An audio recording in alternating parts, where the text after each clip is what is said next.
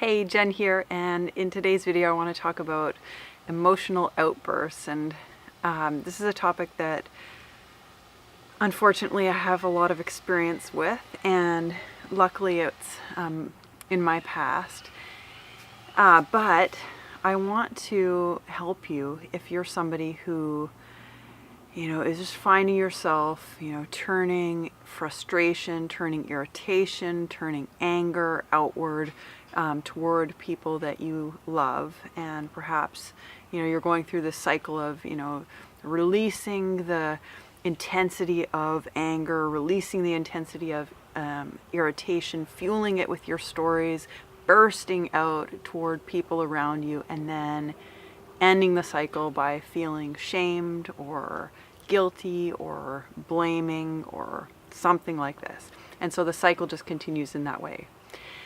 So there is absolutely a way out of this cycle.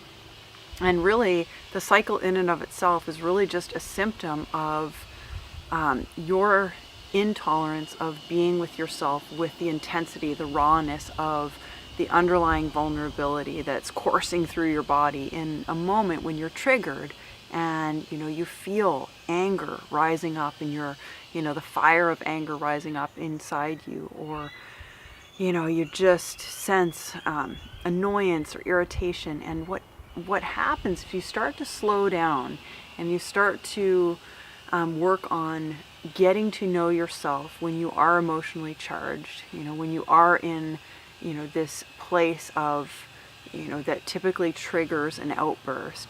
If you start to get to know yourself with the intensity moving through your body, you can start to build your tolerance for being in that space of intensity, so that you don't need to, run up into the stories in your mind, which are really all about typically shaming yourself or fueling the fire and turning it into blame, and then getting you into action to offload the intensity. So that's really what the outburst is all about. It's like, get this out of me because I can't be with this incredible energy. Get it out of me and out into the world onto someone else. And then boom, the second that you have taken action, reacted to the anger, the frustration, the irritation, whatever it is, it quickly transforms into something else.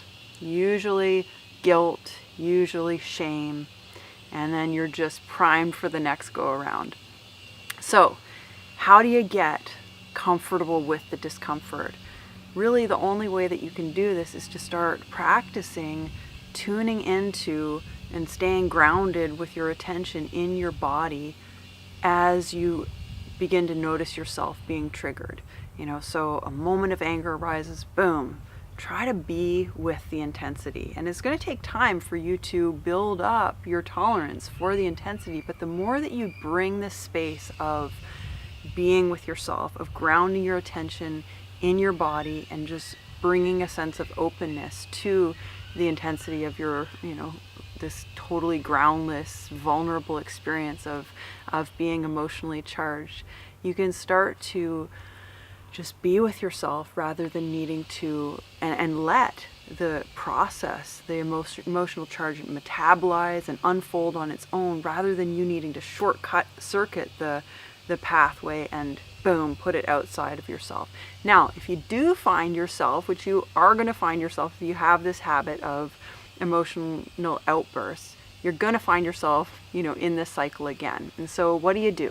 Because just because you watch this video or you have an insight and you go, I'm not going to do that again, you're likely going to do it again, because you need to learn new ways of being with yourself. Right now, your way of being with yourself is to unload the intensity, right?